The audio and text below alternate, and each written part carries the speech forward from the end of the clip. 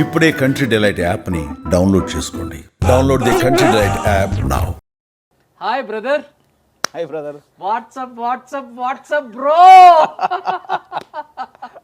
ఎలాంటి వాళ్ళ సినిమాకి వెళ్తున్నారు ఒకసారి అలా చూడండి. ఎస్ ఎస్ ఇదే బలగం విజయం. నిజం బలగం. మీరేమన్నా మనుషులన్నారా? ఇచ్చిపోతాను కదరా, ఎవ్వరి స్వార్థం వాడే చూసుకుంటాండ్రా. ఏడవడానికి వెళ్తున్నారు బేసిక్గా. ఈగతో రాజమౌళి గారు కుమ్మేశారు, సో కాకితో మీరు ఎవరిని ఇన్స్పైర్ గా తీసుకున్నారు?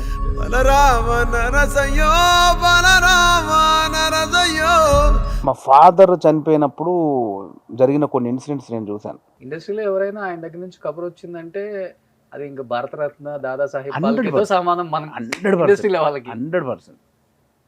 Great complete. Thank you sir, love you. అంతే, బాస్ ఇస్ బాస్ ఆల్వేస్. అంతే. అసిస్టెంట్ డైరెక్టర్లు డైరెక్టర్లు అవ్వచ్చు, అసిస్టెంట్ డైరెక్టర్లు హీరోలు అవ్వచ్చు అని ప్రూవ్ చేశారు నాని గారు. బట్ ఒక టచ్ అప్ బాయ్, ఒక మేకప్ మ్యాన్, ఒక కమెడియన్ అవ్వచ్చు, అంతవరకు ఓకే. బట్ ఒక డైరెక్టర్గా ఎదిగే ఈ క్రమంలో ఈ స్ట్రగుల్స్ అంటే ఏమని చెప్తారు?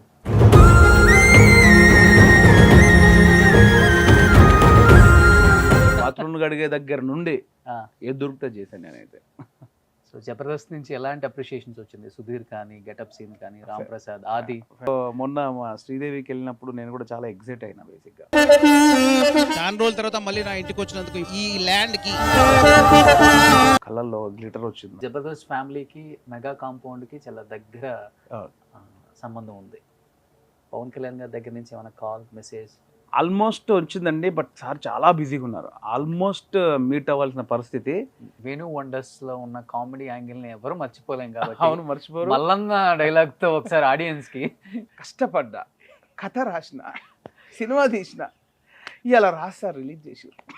డబ్బులు ఇలా వచ్చినాయి. బలగం ఎవరిది? ప్రేక్షకులది. డబ్బులు ఎవరివి? మరి hi hello, welcome to Suman TV. నేను మీ రోషన్. కథలో కంటెంట్ ఉంటే పెద్ద స్టారా, చిన్న స్టారా, పెద్ద డైరెక్టరా, చిన్న డైరెక్టరా అని చూడరు ఆడియన్స్ అనేది మళ్ళీ ప్రూవ్ చేసింది బలగం. ఈ బలగం తీసింది ఎవరు ఎవరు ఎవరు అనేది అసలు బలగం రిలీజ్కి ముందు ఒక క్యూరియాసిటీ, ఒక ఎక్సైట్మెంట్ ఇండస్ట్రీలో. వేణు వండర్స్ నిజంగానే వండర్ సృష్టించాడు. వేణుకి ఇంకొక సినిమా పడితే టాప్ డైరెక్టర్ లిస్ట్లో చేరతాడా అంటే డైరెక్టర్స్ కూడా అదే అంటున్నారు, ఫోన్స్ కూడా అలానే వస్తున్నాయి. Hi brother. Hi brother. What's up bro. అలా ఉంది. So first of all congratulations అన్న. Thank you so much. నిజంగా చాలా అంటే చాలా హ్యాపీగా ఉంది. అండ్ మాకే ఒక రోజు అంతా హ్యాపీ మూమెంట్ ఎంజాయ్ చేసాం. Thank you. ఎందుకంటే అంత కష్టపడితే బలగం ఎలా వచ్చిందో చాలా మందికి తెలియదు. ఆ కష్టం వెనక ఎన్ని సంవత్సరాల కృషి దాగి ఉంది, ఎంత లైఫ్ సాక్రిఫైస్ ఉందో తెలియని వాళ్ళకి తెలియాలని చెప్పేసి ఇంత సక్సెస్ అయినా కానీ మిమ్మల్ని సక్సెస్ మీట్లలో చాలా మాట్లాడారు, ఇంటర్వ్యూస్ చాలా ఇచ్చారు. బట్ ఈరోజు ఎక్కడ మాట్లాడింది మాట్లాడతారని చెప్పి ఇక్కడ తీసుకొచ్చాను అనమాట. నేను ఎక్స్పెక్ట్ చేయలేదు ఇదంతా. చాలా చాలా హ్యాపీ. అబ్వియస్లీ కదా బ్రదర్, మనం ఒక 5 years నుంచి అన్నీ వదులుకొని ఒక పిచ్చిగా పనిచేసాం. అది అవేగా ఇక సాక్రిఫైజేషన్లు కామన్. అది నా పర్సనల్, అది ఎవరు ఫోర్స్ చేసింది కాదు. బట్ దానికి ఒక అద్భుతమైన రిజల్ట్ వచ్చినప్పుడు ఫెంటాస్టిక్. అది నేను ఎట్లా తీసుకోవాలో నాకే తెలియట్లేదు. సో థియేటర్లో అంతమంది ఏడ్చారు కదా, అందరూ. మీరు ఎన్నిసార్లు ఏడ్చుంటారు అసలుకి నాన్ స్టాప్? అంటే కొంతమంది చెప్పారు మీ ఫ్రెండ్స్. సో అంటే మేము ఎడిటింగ్లో చూస్తున్నప్పుడే, డబుల్ పాజిటివ్ చూస్తున్నప్పుడు, అంటే మనం కట్ చేసుకున్న తర్వాత ఆర్ఆర్ మిక్సింగ్ లేనప్పుడే చూసుకున్నప్పుడు ప్రతిసారి ఏడుపు వచ్చేది. కొన్ని సీన్లు తెలియకుండా తప్పని తగిలేది. అంటే నా సినిమా నాకు రాసినప్పటి నుంచి, తీసినప్పటి నుంచి, ఎడిట్ వర్షను, సీజీలు అప్పుడు కానీ, బ్యాక్గ్రౌండ్ స్కోర్ అప్పుడు కానీ చూసిన ప్రతిసారి ఆ ఇంపాక్ట్ పోలే. అంతేందుకు మేము 8 reel రాజుగారు మిక్సింగ్ వర్షన్, 8 reel ఆర్ఆర్ అయిపోయిన తర్వాత రాజుగారు వచ్చి చూసి, ఎందుకు ఇది ఎన్నిసార్లు చూసినా ఏడుపు వస్తుంది, ఏందో ఇది అనుకుంటూ వెళ్ళిపోయారు ఆయన. రాజుగారు ఒక 20-30 సార్లు చూసుంటారు. సో అది అట్లా హాంట్ చేస్తుంది అనమాట. అదేంటే డ్రామాటిక్ ఎక్స్పీరియన్స్ కాదు, అది డ్రామాటిక్ ఎక్స్ప్రెషన్ కాదు. అది ప్రతి ఇంట్లో వాళ్ళు ఓన్ చేసుకునే ఎక్స్ప్రెషన్ అనమాట. అంటే సినిమాలో చూస్తున్నప్పుడు సినిమా జరిగినట్టు కాకుండా ఆ క్యారెక్టర్లని మనం కనెక్ట్ చేసుకుంటాం. కనెక్ట్ చేసుకుని దాంట్లో మనం ఫీల్ అవుతాం. సో అందువల్ల ఇంత ఎమోషన్ కనెక్ట్ అవుతుంది మెయిన్ అది. గ్రేట్. సో ఈగాతో రాజమౌళి గారు కుమ్మేశారు, సో కాకితో మీరు ఆ థాట్ చాలా రేర్ గా వస్తుంది. అవును. గ్రేట్. అది అవును. ఎవరిని ఇన్స్పైర్ గా తీసుకున్నారు? లేదు యాక్చువల్గా ఇప్పుడు మా ఫాదర్ చనిపోయినప్పుడు జరిగిన కొన్ని ఇన్సిడెంట్స్ నేను చూశాను. మాది పెద్ద ఖాందాన్ బేసిక్గా. నేను చాలామంది చెప్తాను, నేను మా ఇంట్లో 9 మంది, నేను 9వ వాడిని మా అమ్మకి. ఓకే. సో నాకు పెద్దనాన్నలు 6, మేనత్తలు 3, ఇటు అమ్మ సైడు మామయ్యలు 3, 4 మామయ్యలు, పెద్దమ్మలు 3. సో పెద్ద అందరికి ఇప్పుడు మా అమ్మకు మేము 9 మంది, మా పెద్దనాన్నలు ప్రతి ఒక్కరికి మినిమం 6 నుంచి 7, 8. 9 మంది మీరు? నేను 9వ వాడిని మా అమ్మకి, నంబర్ 9 నేను. సో మా పెద్దనాన్నల ఫ్యామిలీ కూడా అంతే, ఆల్మోస్ట్ 6 to 8. సో బేసిక్గా మా కజిన్సే ఆల్మోస్ట్ ఒక 100 మంది ఉంటారు. అంటే పెద్దమ్మల పిల్లలు, వాళ్ళ పిల్లలు, మామయ్యల పిల్లలు, వీళ్ళు ఒక 100 మంది ఉంటారు. సో ఏ పండుగ జరిగినా కూడా ఒక 100 మంది వస్తారు. సో అప్పుడు మా ఫాదర్ జరిగినప్పుడు చూసిన కొన్ని ఇన్సిడెంట్స్ నా మైండ్లో లాక్ అయిపోయినాయి అనమాట. So after that last 5 years back, I think 2016-17 టైంలో మా పెద్దమ్మ చనిపోయింది. 94-95 years ఉంటుంది మా పెద్దమ్మ. మా పెద్దనాన్న చనిపోయాడు ముందు, 96 years ఉంటాయి. ఆయన చనిపోయిన ఎగ్జాక్ట్లీ 10 days మా పెద్దమ్మ చనిపోయింది. సో అప్పుడు జరిగిన ఇన్సిడెంట్స్ అన్నీ కలిపి ఇదే మనం చేయాలి, ఇది చేస్తేనే వర్కౌట్ అవుతుంది అని స్ట్రాంగ్గా నమ్మేళ్ళా. ఓకే. ఒక రకంగా చెప్పాలంటే మీ లైఫ్లో కొంత స్టోరీ ఇది. ఆల్మోస్ట్ ఒక 30-40% నా లైఫ్లో చూసింది మా ఊర్లో చూసింది. ఓకే. నేను అండ్ ఈ కథ రాసుకుంటప్పుడు నేను అనుదీప్ ఆల్మోస్ట్ ఒక 10-20 ఊర్లు తిరిగాం, రెక్కీ చేసాం.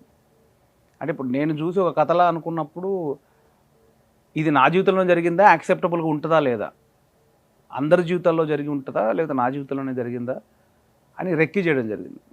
అంటే ఫ్రెండ్స్ వాళ్ళకి ఫోన్ చేశారు, మీ ఊరు వస్తున్నారా, మీ తాతయ్యలు ఓల్డ్ ఏజ్ బ్యాచ్ని ఒక 5-6 మందిని రెడీ చేయి అని వాళ్ళకు ఒక ప్లేస్లో కూర్చోబెట్టి ఇంత చిన్నగా అరేంజ్ చేసేసి కూర్చొని ఒక చిట్ చాట్ అనమాట.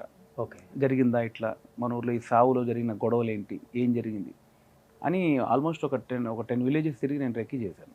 సూపర్. సో రెక్కీ చేసి అదంతా వర్కౌట్ చేసి రాసాం యాక్చువల్గా. సో బట్ ఇప్పుడు వరకు బలగం బిఫోర్ వేణు అంటే వేరు, బలగం తర్వాత వేణు అంటే కంప్లీట్లీ ఏం వేరే లేదని అదే బయట అదే వేణు. వినిపిస్తుంది ఇప్పుడు. అంటే So, వేణు వండర్స్, జబర్దస్త్, ఒక కమిడియన్, ఇవన్నీ అవును, చూసాం. అవును. బట్ ఈ కోణాన్ని చూసిన తర్వాత మీ మీద గౌరవం పెరిగింది. కమిడియన్ అనే వాళ్ళు కూడా వేణు గారు అనే స్థాయికి, అంటే ఆ గౌరవం సినిమా వల్ల అంత తీసుకొచ్చింది వాళ్ళు. అవునవును అవునవును అది వచ్చింది. అండ్ చిరంజీవి గారు ఆయనంతా ఆయన పిలిచి అంత సన్మానించి సినిమాలో ఉన్న ప్రతి ఈచ్ అండ్ ఎవ్రీ ఎక్కడెక్కడ సన్నివేశం గురించి కూడా అడిగి తెలుసుకోవటం. అవును అవును. కుదిరితే సినిమా కూడా అవకాశం ఉందా చిరంజీవి గారితో? మనం ఆశపడడానికి అద్దు పద్దు ఉండాలి. లేదు, అది గ్రేట్ ఆనర్ నాకైతే. అది మెగాస్టార్ చిరంజీవి గారు పిలిచి, అరే ఆ షాట్ బాగుందిరా, ఈ షాట్ ఎలా చేసావు అంటే, ఫుటేజ్ మనకు 1 minute ఉండొచ్చు, ఆయన 1 గంట కూర్చోబెట్టి ఆయన ఎక్స్పీరియన్స్ అంతా చెప్పారు. ఆ షాట్ అంత పెద్ద లెంత్ షాట్ ఎలా చేసావు, ఇక్కడ అది ఎలా పెట్టావు, ఇక్కడ అది బాగుందిరా, ఇంత చిన్న విషయం భలే చేసావు, భలే అని ఆయన ఎంత మెచ్చుకున్నారో. సో ఇంకా లైఫ్లో ఒక పీక్ రీచ్ గోల్ అంటారు కదా, దట్ ఈస్ నాకు ఆ వీడియో, చిరంజీవి గారి అప్రిషియేషన్. ఓకే. లైఫ్లో ఒక టార్గెట్ ఉంటుంది చూసారా, ఒక టార్గెట్ రీచ్ అయినట్టే నేను. ఇండస్ట్రీలో ఎవరైనా ఆయన దగ్గర నుంచి కబర్ వచ్చిందంటే అది ఇంకా భారతరత్న, దాదాసాహెబ్ 100% ఫాల్కేతో సమానం మన 100% ఇండస్ట్రీలో వాళ్ళకి. 100%. So great complete. Thank you sir, love you. అంతే, బాస్ ఇస్ బాస్ ఆల్వేస్. అంతే. ఆల్మోస్ట్ కొంతమందితో వర్క్ చేశారు కదా బ్రదర్. నేను సినిమా చిరంజీవితో తర్వాత ఎలాంటి కాంప్లిమెంట్స్ వచ్చాయి మీకు? ప్రభాస్ తో వర్క్ చేశారు, కొంతమంది హీరోస్ తో చాలా సినిమాల్లో వర్క్ చేసి ఉన్నారు, కొంతమంది డైరెక్టర్స్ తో వర్క్ చేసి ఉన్నారు. ఫెంటాస్టిక్ అండి. అంటే ఎక్స్పెక్ట్ చేయలేదు నన్ను, ఎరా ఇంత లోతుందా నీలో, ఇంత డెప్త్ ఉందా, ఎప్పుడు చెప్పలేదేంట్రా అని ఆ షాక్లో ఉన్నారు ముందు. ఏంటి ఇంత ఏంట్రా అని ఆ షాక్లో అయితే ఉన్నారు. సుకుమార్ గారు డెఫినెట్లీ, సుకుమార్ గారు తెలుసు, జగడం అప్పుడు మాకు బాగా చనువుగా చూసేవాళ్ళు. అంటే సుకుమార్ గారు మాకు ఆ టైంలో ఆయన డైరెక్టర్లా ఉండేవాళ్ళు కాదు, టీచర్ స్టూడెంట్స్. ఓకే. ఆ రెస్పెక్ట్ ఉండేది మాకు, ఆ రిలేషన్ ఉండేది సుకుమార్ గారికి. ఇప్పటికీ సుకుమార్ గారి దగ్గరికి వెళ్తే మాకు అదే రిలేషన్ ఉంటుంది, ఆ టీచర్ స్టూడెంట్ రిలేషన్ తప్ప యాక్టర్ డైరెక్టర్ ఉండదు. సో అప్పుడు మాకు ఉన్న చనువుతో నేను కొన్ని షార్ట్లు తీసుకుని పోయేవాడిని, మాకు గ్యాప్ ఉన్నప్పుడు సెల్ ఫోన్తో మేము ఏదో షూట్ చేసి చూపించేవాళ్ళం సుకుమార్ గారికి. ఆయన మొన్న అదే అంటున్నారట, వీడు నాకు తెలుసు ముందే వీడు జగడం టైంలోనే వీడు సందులోకి వెళ్ళి ఆ సెల్ ఫోన్లో షార్ట్ తీసుకొని చూపించేవాడు వీడు అంటున్నారట. సో అంటే ఎక్స్పెక్ట్ చేయలేదు ఇంత రూట్ వెళ్తాడు, ఇంత ఎమోషన్ క్యాప్చర్ చేస్తాడని ఎక్స్పెక్ట్ చేయలేదు. సో అది మాత్రం షాక్ ఉంది. ఒక క్వశ్చన్ అయితే అడుగుతాను. అసిస్టెంట్ డైరెక్టర్లు డైరెక్టర్లు అవ్వచ్చు, అసిస్టెంట్ డైరెక్టర్లు హీరోలు అవ్వచ్చు అని ప్రూవ్ చేశారు నాని గారు. బట్ ఒక టచ్ అప్ బాయ్, ఒక మేకప్ మ్యాన్, ఒక కమెడియన్ అవ్వచ్చు, అంతవరకు ఓకే. బట్ ఒక డైరెక్టర్గా ఎదిగే ఈ క్రమంలో ఈ స్ట్రగుల్స్ అంటే ఏమని చెప్తారు? స్ట్రగుల్ కామనే బ్రో, మనం ఇష్టంగా వచ్చిన పనిలో స్ట్రగుల్ అని చూడకూడదు అన్న ఫీల్. మనం ఎవరో ఫోర్స్ చేయలేదు కదా పోయి అందులో పని చేయని, నా ఇష్టంగా ఎంచుకున్న ఇండస్ట్రీ. దీనిలో స్ట్రగుల్ అంటే ఎట్లా? మన ఇష్టంగా వచ్చినాం కదా, మన ఇష్టపూర్వకంగా. అంటే రెడ్ కార్పెట్ లేదు కదా, చాలా ఉంటాయి కదా. కార్పెట్ లేకున్నా ఇక ఇప్పుడు మనకంటే స్ట్రగుల్ అయిన వాళ్ళు 100 మంది ఉన్నారు. ఎంతమంది స్ట్రగుల్ అయిన వాళ్ళు ఉన్నారు. కాకపోతే ఇష్టమైన పనిలో మనం స్ట్రగుల్ అవుతే అది పెద్ద పెయిన్ ఉండదు, పెయిన్లా అనిపించదు బేసిక్గా. స్ట్రగుల్స్ డెఫినెట్లీ చేసాము, కానీ మనకి ఇష్టమైన పని కదా, సో ఆ పెయిన్ ఎక్కువ ఉండదని నా ఫీలింగ్. ఆ పెయిన్ కూడా ఇష్టంగా ఉంటుంది, ఆ స్ట్రగుల్ పీరియడ్ కూడా ఇష్టంగా ఉంటుంది. సో సినిమా ఇండస్ట్రీలో ఉన్న పిచ్చే అది, ఆ కసే అది. ఎంతమంది వచ్చినా కూడా, ఎన్ని రోడ్ల మీద బతికినా, ఎంత ఫుడ్ లేకుండా ఉన్నా కూడా ఆ సినిమా ప్రపంచం అనేది లాగేస్తుంటుంది అనమాట. సో ఆ స్ట్రగుల్ అనుభవించాలనిపిస్తుంటుంది. ఎందుకంటే మనం పెద్దోళ్ళు అంతా పడ్డారు కదా. నేనైనా స్టార్టింగ్లో రజనీకాంత్ గారు బస్ కండక్టర్గా చేశారంట, అమితాబ్ బచ్చన్ గారు ఎంత కష్టపడ్డారంట, చిరంజీవి గారు ఎంత కష్టపడ్డారంట, మనమెంత అనేది ఒక మూడ్ ఉండేది నాకు ఎప్పుడు. అంటే ఇండస్ట్రీ మీద ఉన్న ఇష్టంతోనే అంతే కదా, టచ్ అప్ బాయ్గా వచ్చారు. అంతే కదా. ఫస్ట్ రావడం చిత్రం సీన్ గారా? చిత్రం సీన్ కదా, అది చాలా ఇంటర్వ్యూలో చెప్పుంటాను ఆల్రెడీ. ఆల్మోస్ట్ ఒక 6 నెలలు స్ట్రీట్ లైఫ్ ఉందే, 1 year ఆల్మోస్ట్ స్ట్రీట్ లైఫ్ గడిపాను. ఆఫ్టర్ స్ట్రీట్లోనే ఉండారు. అవును, స్ట్రీట్ లైఫ్ అది చెప్పుకుంటే మరి ఇప్పుడు చాలా పాత చాలా ఇంటర్వ్యూలో చెప్పాను యాక్చువల్గా. అది చాలా ఇంటర్వ్యూస్లో నేను స్ట్రీట్ లైఫ్ ఆల్మోస్ట్ ఒక 5-6 months నేను స్ట్రీట్ లైఫ్లో ఉండే. అది లైక్ 2000 అంటే 99-2000. ఓకే, ఆ టైం అది చాలా ఇంటర్వ్యూలో చెప్పేశాను. సో స్టెప్ బై స్టెప్ అంటే actor is the goal. Screen మీద మనం కనిపించాలి, మనం కూడా డైలాగ్ చెప్తే జనాలు చప్పట్లు కొట్టాలనేది టార్గెట్. దానికోసం ఏ పని అయినా చేయాలనేది గోల్ అనమాట. ఇక అది చిన్న పనా పెద్ద పనా, అది ఊడ్చే పనా లేకపోతే ఆఫీస్లో ఏసీలో కూర్చొని రాసే పనా, అదేం లేదు మనకి. టార్గెట్ అది, ఏ దారి దొరికితే ఆ దారిలో వెళ్ళిపోవడమే. ఎందుకంటే సర్వైవల్ థింగ్ అనేది మోస్ట్ ఇంపార్టెంట్ కదా. ఇప్పుడు అంటే ఈజీ అయిపోయింది ప్రతి ఒక్కరికి. ఓపెన్ అంటే ఎక్కడో ఊళ్ళో కూర్చొని ఒక మంచి కంటెంట్ సెల్ ఫోన్లో రికార్డ్ చేసుకొని యూట్యూబ్లో వదిలేస్తే అది వైరల్ అయితే తనకు అవకాశాలు వచ్చే పరిస్థితి. But at the time 2000-2001 screen మీద సినిమాలో ఒక చిన్న క్లోజ్ పడాలంటే అదొక యజ్ఞమే ఆ టైంలో. సో అవన్నీ దానికోసం ఎలాంటి పనులైనా చేసాం. అది చిన్న పని చెడ్డ అంటే దొంగతనం లంగతనం తప్ప అన్ని పనులు చేసాం. బాత్రూమ్లు కడిగే దగ్గర నుండి ఏది దొరికితే చేశాను నేనైతే. బా. సో అందులో ఏంటంటే మళ్ళీ ఇంట్లో నేను చిన్న కొడుకును, గావరాల కొడుకును, అవన్నీ ఇక్కడ పనిచేయవు బేసిక్గా. సో అదే చాలామంది అంటే ఇష్టమైన పనిలో ఎంత కష్టపడ్డా అది ఇష్టంగానే ఉంటుంది. సో నా ఇష్టంగా వచ్చాను కాబట్టి వెళ్ళిపోయింది అంతే. అది నాకు అప్పుడప్పుడు అనిపిస్తుంది ఇప్పుడు అంటే ఇప్పుడని కాదు, ఇప్పుడు బలగం సక్సెస్లో ఉన్నాం. ప్రీవియస్ కూడా మన కార్లో వెళ్తుంటే అక్కడ జూబ్లీ చెక్ పోస్ట్ అక్కడ ఆగుతుంటే మనం ఆ కటన్స్ పెట్టుకున్నా కూడా దానిలోంచి బయట నుంచి వచ్చి అంటుంటారు. అప్పుడే అనిపిస్తుంది మరి రీచ్ అయినా మనం ఇది బాగా అనిపిస్తుంటుంది.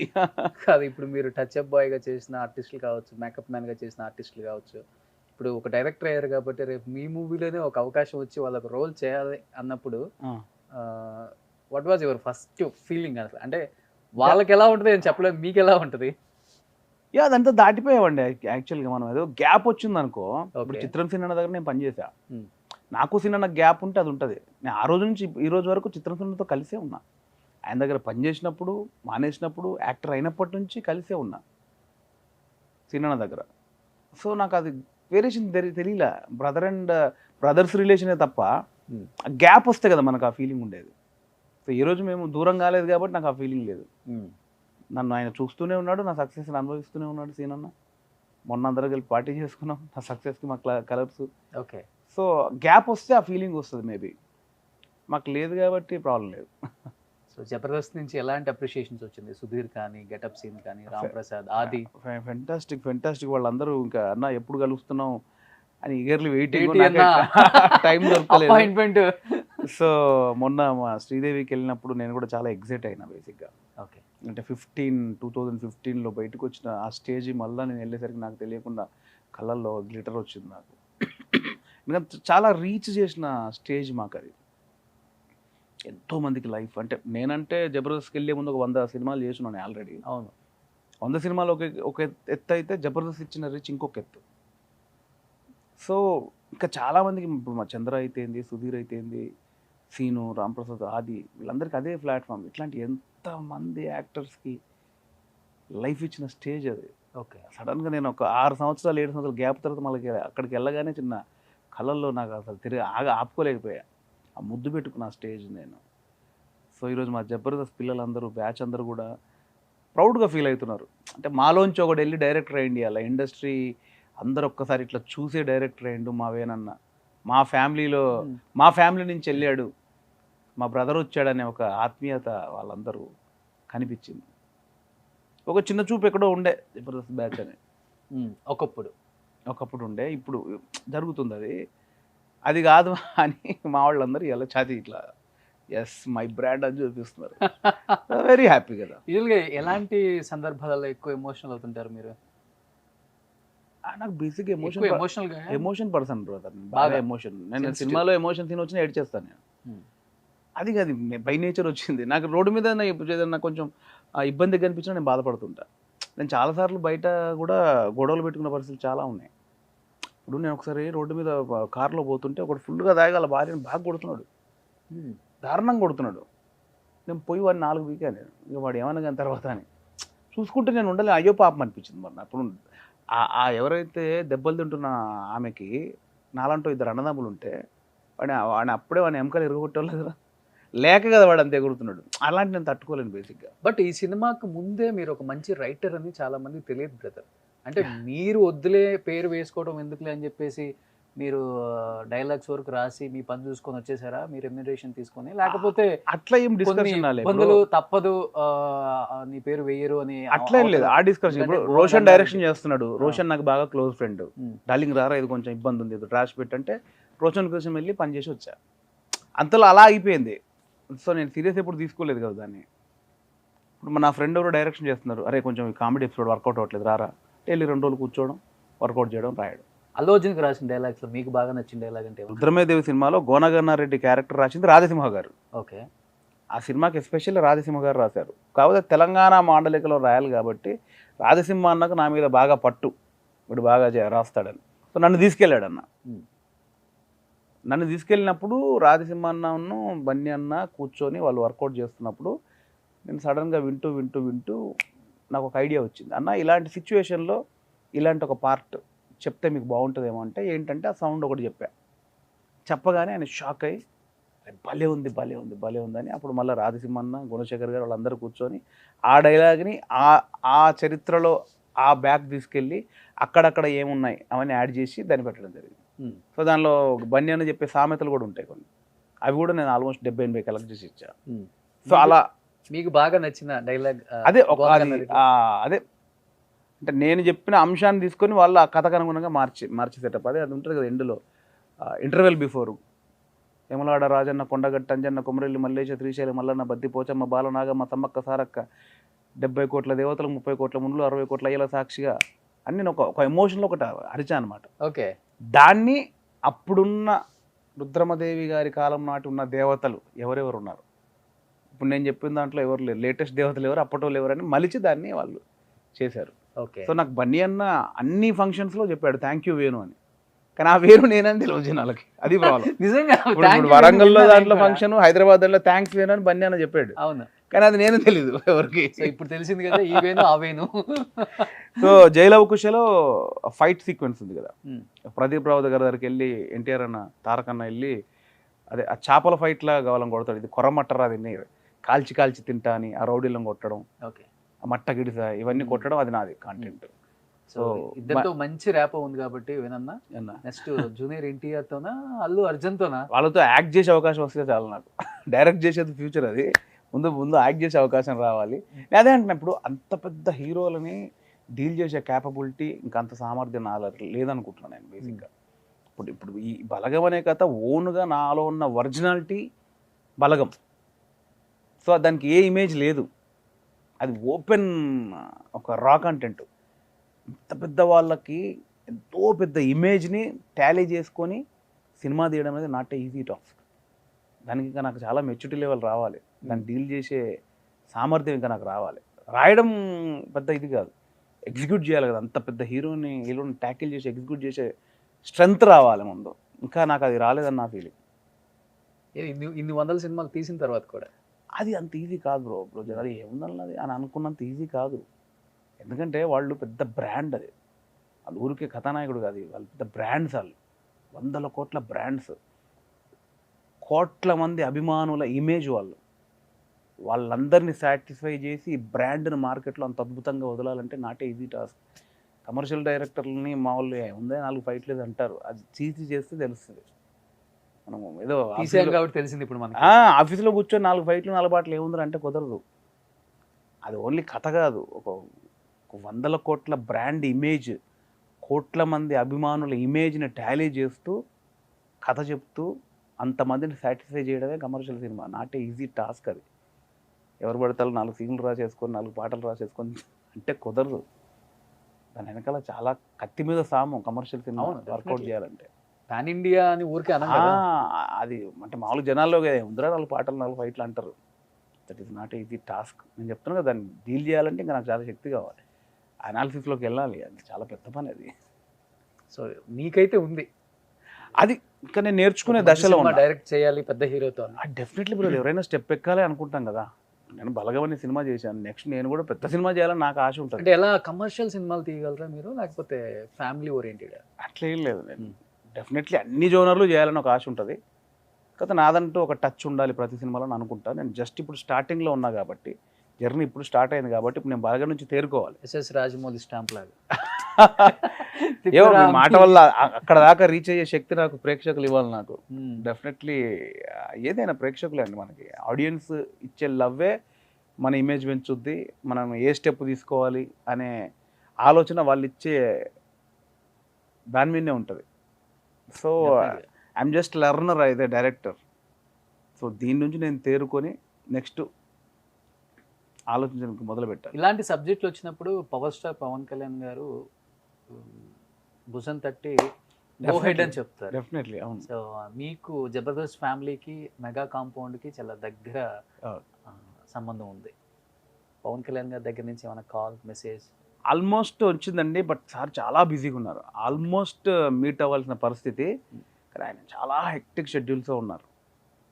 మా కాల్ వచ్చింది, మీట్ అయ్యే పరిస్థితి 2 సార్లు క్యాన్సిల్ అయింది కూడా. సో ఆల్మోస్ట్ మీట్ అయ్యే పరిస్థితి జస్ట్లో మిస్ అయింది. మీ పెన్నుకు ఆ పవర్ కలిస్తే ఎలా ఉంటుంది? ఇది నాకు భయపెట్టకండి మీరు. చెప్పేది కదా, నాకు ముందు ధైర్యం రావాలి, నాకు స్ట్రెంత్ రావాలి. ఓకే, దానికి ఇంకా టైం ఉంది. ఇంకా నేను నేర్చుకునేది చాలా ఉంది డైరెక్షన్లో. ఏం పవన్ కళ్యాణ్ గారి గురించి వేణు గారు ఏం చెప్తారంటే మీ మాటలు ఏం చెప్పగలరు? ఆయన జర్నీని చూశారు. అత్తారింటికి దారి వెళ్ళినప్పుడే పవన్ కళ్యాణ్ గారు, మేము అందులో నేను అత్తారింటికి దారి చేశారు. అవును, మేము సినిమా చేశాక ఆయనతో ఫోటో దిగడం బ్యాలెన్స్ ఉంది, ఆయనతో ఒక షార్ట్ బ్యాలెన్స్ ఉంది. భయంగా నిలబడ్డాం ఆలియానతోటి, అన్నతో ఫోటో, అన్నతో ఫోటో, సార్తో ఫోటో అంటే 1 ఫైన్ వచ్చాక ఆయన కూర్చోబెట్టి ఆయన ఎన్ని చెప్తున్నారు తెలుసా? వేరు నువ్వు ఉగ్గు కథలు చేసినావు కదా, ఈగా ఆడియో ఫంక్షన్ ఉగ్గు కథ చేసావా, ఫెంటాస్టిక్. ఆ మధ్యలో ఏదో యాడ్ చేసినట్టు నువ్వు ఏదో క్యాబ్లో మీరూస్ క్యాబ్ పైన చూసాను, నువ్వు క్యాబ్ పెట్టుకుని యాడ్ ఏదో చేసావు కదా. అంత ఫాలో అవుతారు ఆయన, ఫోన్లు వేసారు ఎక్కడ కనపడితే. వేణు నువ్వు ముందు బలగం తీసావు కదా నేను చూసి. డెఫినెట్లీ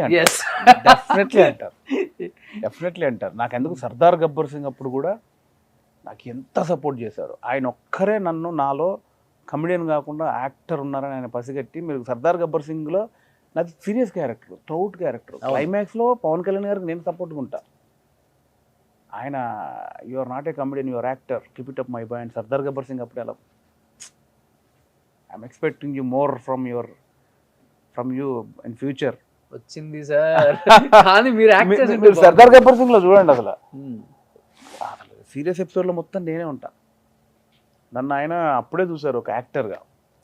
మీరు కమెడియన్ కాదు సార్, మీరు మంచి పొటెన్షియల్ ఉంది, మీ కళ్ళల్లో ఏదో కనిపిస్తుంటుంది నాకు, మీ బాడీలోనే ఏదో నాకు కనిపిస్తుంటుంది, you're not a comedian, your actor అని ఊరికే అన్నారు అనుకున్నా.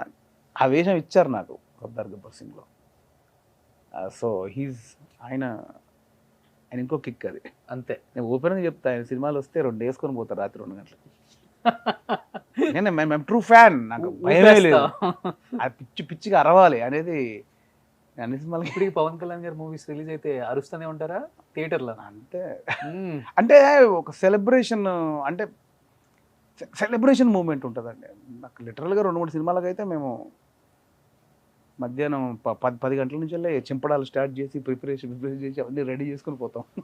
అదొక చిన్న ఫ్యాన్ బేస్ మూమెంట్ లాగా. అంటే ఇప్పుడు హోలీ ఎట్లుంటుంది, హోలీకి అందరూ రండి మనం అక్కడికి వెళ్ళి ఇక్కడికి వెళ్ళి ఆడాలి చేయాలి ఉంటుంది కదా, ఆ ప్రిపరేషన్ ఉంటుంది. కనిపించింది రీసెంట్ గా ఫ్యాన్ బై మూమెంట్ కూడా వాల్తేరు వీరయ్యలో బాబీ అన్న డైరెక్ట్ చేస్తే ఒక ఫ్యాన్ బాయ్ ఎలా చూపించాలనుకుంటాడు ఆయన హీరోని, అలా ఫీచర్ లో పవన్ కళ్యాణ్ గారిని అలా చూపించారు వేణు గారు. గాడ్ గ్రేస్ నాకు అంత పవర్ రాలి, అవకాశం వస్తే డెఫినెట్లీ. సూపర్. అండ్ బేసికల్గా దిల్ రాజు గారు ప్రతి కథలో ఇన్వాల్వ్ అవుతారు, డైరెక్టర్స్ది అంత ఇన్వాల్వ్మెంట్ తక్కువ ఉంటుంది, కొంత ఎక్కడో చోట కొంత మార్పులు చేర్పులు కూడా ఎక్కువ ఉంటాయి అనేది ఉంటుంది. మీకు ఆ ప్రైవసీ ఇచ్చారా లేకపోతే? నాకు 100కి 1000% ప్రైవసీ ఇచ్చారు. నా కథలో ఆయన ఎక్స్పీరియన్స్ ఎంతో యూజ్ అయింది. ఓకే. దిల్ రాజు గారు ఒక 500 సినిమాలు డిస్ట్రిబ్యూటర్గా చేసిన ఎక్స్పీరియన్స్, ఒక 50 సినిమాలు మెయిన్ స్ట్రీమ్ ప్రొడ్యూసర్, ఆ ఎక్స్పీరియన్స్ నా సినిమాకి బాగా ఉపయోగపడింది. అంటే ట్రూగా పర్ఫెక్ట్ కథ ఉంటే పర్ఫెక్ట్ డైరెక్టర్ వీడు చేయగలడు అని అనుకుంటే ఆయన దగ్గర నుంచి వచ్చే సపోర్ట్ మామూలుగా ఉండదు. దానికి నేనే సాక్షిని మీ ముందు. And for the first time screen మీద రివీల్ చేస్తున్నారు అనమాట. బలగం మూవీకి డైరెక్టర్ గారికి ప్రొడ్యూసర్ గారు ఎంత రెమ్యూనరేషన్ ఇచ్చారు? అది చెప్పకూడదు, అది ప్రోటోకాల్ కాదు, అది ప్రోటోకాల్ వివిఐపి కేటగిరీ అంతే, అది ప్రోటోకాల్ కాదు అది. సో బేసికల్గా అందరూ మన వాళ్ళు ఇస్తూనే ఉంటారు. మూవీ మంచి హిట్ అయితే ఎక్స్పెక్టేషన్కి మించి మన హీరోలు కూడా రేంజ్ రోవర్ కార్ అని ఇవన్నీ ఇస్తుంటారు. అలా దిల్ రాజు గారు ఏమైనా రేంజ్ రోవర్ కానీ ఆడి కానీ మొన్న కానీ ఆఫర్ చేశారని బయట టాక్ నిజమా? వస్తే మీకు ముందే చూపిస్తాను. డెఫినెట్లీ అంతకంటే ప్రేమ ఉందండి నాకు రాజుగారి దగ్గర. ఆయన అసలు మీరు ఒక్కసారి అబ్జర్వ్ చేస్తే అంత 100 కోట్ల సినిమాలు తీసినా కూడా ఇంత చిన్న సినిమాకి ఆయన చేసిన పబ్లిసిటీ మీరు చూసారా? అవును. ట్రాక్టర్ ఎక్కి థియేటర్ల ముందు డ్యాన్స్లు వేసి ఎంత చేశారంటే, ఒక మంచి సినిమాను ఇది జనాలకు తీసుకెళ్లాలని ఆశ తప్ప దీంతో 100 కోట్లు సంపాదించాలనేది అస్సలు లేదు. అంటే ఇది ఒక మంచి కంటెంట్, దీన్ని జనాలకు తీసుకెళ్ళాలి. అవును. అంటే అంత పెద్ద వ్యక్తి చేయాల్సిన అవసరం ఉంది ఆ ఎండల్లో లేదు. సో అంటే ఇది ట్రూ ఫిలిం లవర్. ఆయన అసలు సిసలైన సినిమా ప్రేమికుడు ఆయన. నేను 2 సంవత్సరాలు చూశాను ఆయన ఎంత సినిమా పిచ్చో. ఇప్పుడు మేము ఫస్ట్ ప్రీమియర్ షో 19th వేసాం, ఫిబ్రవరి 19th వేసాం. అప్పటికి రెడీ అవ్వాల, అప్పటికి నాకు కంపల్సరీ 19th వేయాలంటే పెద్ద కవులు వస్తున్నారు, డేట్ ఫిక్స్ అయిపోయింది, నేను మార్చలేను, నువ్వు ఏం చేస్తుంది నాకు కాపీ కావాలి అన్నారు. ఆల్మోస్ట్ ఒక 1 వీక్ నుంచి డే అండ్ నైట్ పని చేస్తున్నాం. ఆ 19th వేసిన ప్రీమియర్ షో కూడా 100% మూవీ కాదు, 80% మూవీ. అంటే మిక్సింగ్లు కానీ సీజీలు సరిగ్గా రాకపోవడం, మిక్సింగ్ సరిగ్గా అవ్వకపోవడం, ఇక్కడ డబ్బింగ్ ట్రాక్లు కొన్ని యాడ్ అవ్వకపోవడం, ఇలాంటి లేకుండానే 19th షో రెడీ చేయాల్సి వచ్చింది. అప్పటికి మేము 1 వీక్ డే అండ్ నైట్ 24/7 పనిచేసాం. సో 19th వేయాలి, 18th 6 o'clock ఇంకా నేను మిక్సింగ్లో కూర్చొని వర్క్ చేస్తున్నా. ఆయన 19th కదా, 18th నైట్ 9 o'clock ఫోన్ చేశారు, ఎక్కడ దాకా వచ్చింది సార్? అవుతుంది సార్. 11కి చేశారు, ఎక్కడ దాకా వచ్చింది? అవుతుంది సార్. 1కి చేశారు, 4కి చేశారు, 6:30కి చేశారు, 8 o'clock వచ్చారు. 8 o'clock నేను స్టిల్ పని చేస్తూనే ఉన్నాను, వచ్చి చూసి పర్లేదు ఇది చాలు. అంటే దాన్ని బట్టి మీరు అర్థం చేసుకోవాలి. ఆల్రెడీ పబ్లిక్కే మౌత్ టాక్ తోటి రీచ్ అయిపోయింది. ఇంకా ఇప్పుడు యుఎస్లో కొన్ని చోట్లనే షోస్ పడ్డాయి, వాళ్ళందరూ ఫోన్లు చేస్తున్నారు.